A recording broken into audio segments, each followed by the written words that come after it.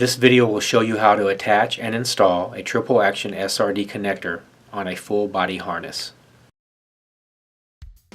Locate the push pin release button and the secondary release button.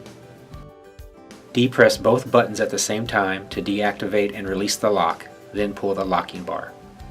The red locking indicator will be visible while the lock is deactivated. Push locking bar until locking indicator is no longer visible to activate dual locking mechanism. Adjust D-ring or O-ring to make webbing of straps visible. Loosen webbing to make room for the triple action SRD connector.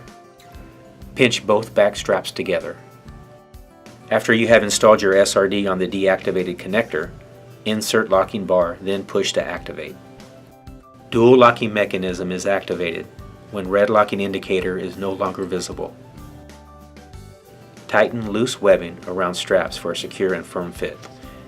You can now don your harness. You have successfully attached and installed a triple action SRD connector on a full body harness.